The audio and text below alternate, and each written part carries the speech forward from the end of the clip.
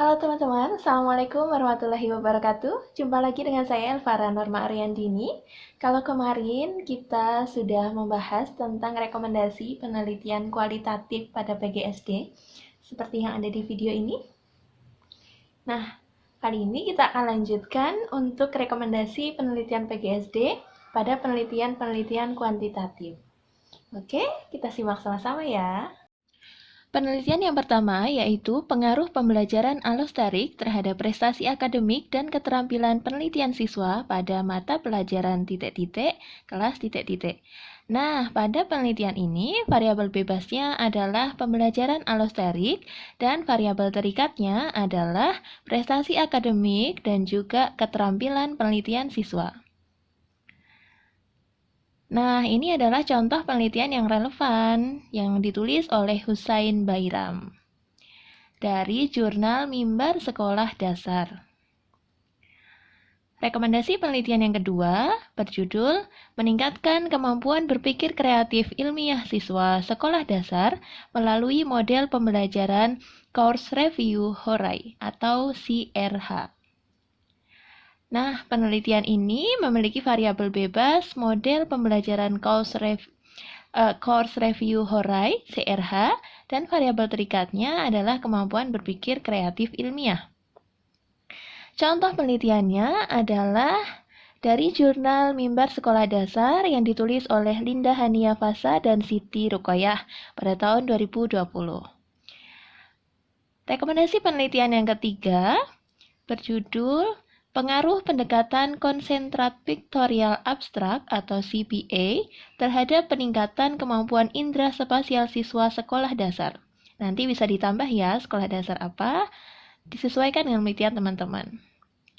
Nah, pada penelitian ini, variabel bebasnya adalah pendekatan CPA, kemudian variabel terikatnya adalah kemampuan indera spasial siswa. Nah, contoh penelitiannya masih sama dari jurnal Mimbar Sekolah Dasar, dari ini jurnalnya UPI, Universitas Pendidikan Indonesia, yang ditulis oleh Hafiziani Eka Putri dan kawan-kawan. Ini pada tahun 2020 ya, jadi masih relevan untuk digunakan pada tahun 2022 ini.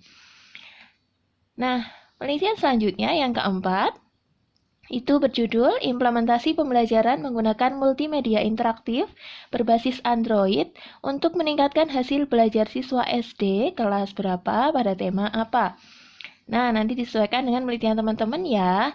Untuk variabel bebasnya, yaitu pembelajaran menggunakan multimedia interaktif berbasis Android, dan untuk variabel terikatnya, yaitu hasil belajar siswa. Nah, ini adalah contoh penelitian yang relevan ya teman-teman, dari jurnal Undiska, yaitu jurnal ilmiah sekolah dasar yang ditulis oleh Inge Kardiasi dan Yanti Fitria pada tahun 2022. Jadi ini masih sangat relevan untuk digunakan pada tahun ini, tahun 2022. Nah, selanjutnya rekomendasi yang kelima berjudul Pengaruh Model Kooperatif Learning tipe Teams Games Tournament atau TGT terhadap kecerdasan interpersonal pada mata pelajaran apa. Nanti bisa disesuaikan dengan minat teman-teman untuk ke mata pelajaran apanya. Kemudian di sini judul ini memiliki variabel bebas model TGT-nya ya, kemudian variabel terikatnya adalah kecerdasan interpersonal siswa. Nah, contoh penelitiannya masih dari jurnal yang sama, yaitu Jurnal Ilmiah Sekolah Dasar yang ditulis pada tahun 2017 oleh Marianti dan Ratnawati. Oke, teman-teman, nanti bisa di-download sendiri ya. Selanjutnya, rekomendasi yang keenam berjudul Peningkatan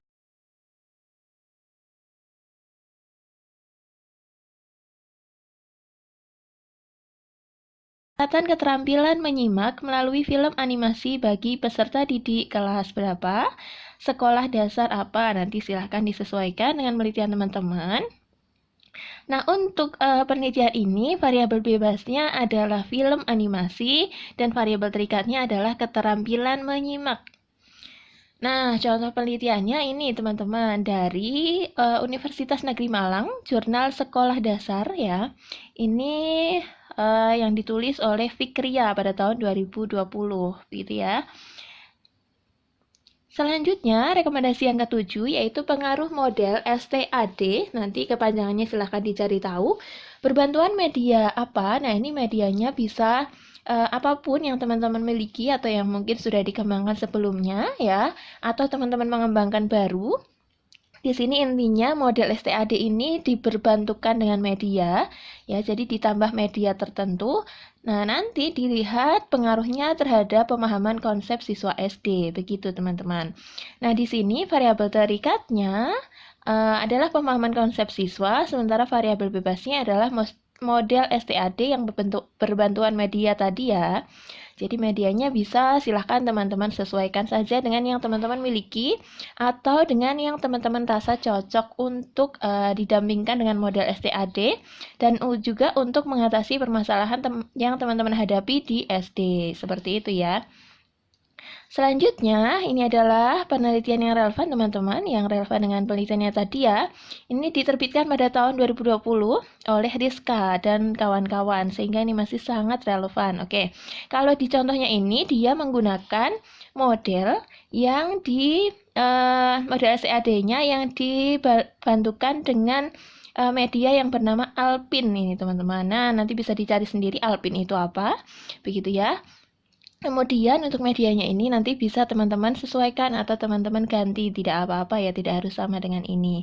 Oke, selanjutnya teman-teman, pada judul yang ke-8 yaitu pengaruh model STEM PJBL. Jadi ini menggabungkan dua model ya, yaitu model STEM, Science, Technology, Engineering, and Mathematics dengan PJBL, Project Based Learning, terhadap keterampilan berpikir tingkat tinggi, ya, High Order Thinking Skill siswa sekolah dasar.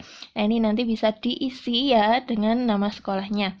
Oke, nah dari penelitian ini, dari judul ini variabel bebasnya adalah model STEM PJBL, kemudian variabel terikatnya adalah keterampilan berpikir tingkat tinggi.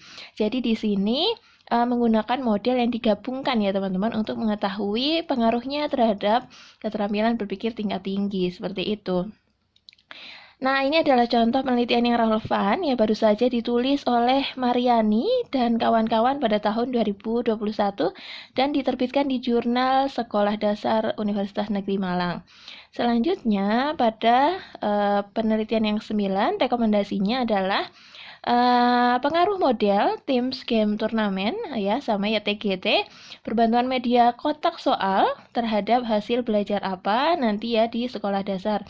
Bisa diisi dengan mata pelajaran yang akan teman-teman ajarkan. Oke. Nah, untuk penelitian ini, variabel bebasnya adalah model TGT yang berbantuan media kotak soal, nanti bisa diganti media yang lainnya, nggak apa-apa ya. Kemudian nanti variabel terikatnya adalah hasil belajar pada mata pelajaran tersebut. Kemudian yang ini ya, contoh penelitiannya, yaitu penelitian yang ditulis oleh Zul Herman pada tahun 2021. Nih ya teman-teman, juga diterbitkan di Jurnal Sekolah Dasar UM. Nah, penelitian yang ke-10 yaitu efektivitas model pembelajaran discovery learning terhadap kemampuan literasi siswa kelas berapa di sekolah dasar apa. Oke, nanti di sini judul ini variabel bebasnya adalah model pembelajaran discovery learning dan untuk variabel terikatnya adalah kemampuan literasi siswa ya. Kemudian ini adalah contoh penelitiannya teman-teman. Ya, masih dengan jurnal yang sama, Jurnal Sekolah Dasar. Kemudian ini penelitiannya pada tahun 2019, yaitu oleh Kusuma Dewi dan teman-teman. Nanti silahkan teman-teman lihat, dicatat ya judulnya, nanti bisa teman-teman download sendiri di internet seperti itu.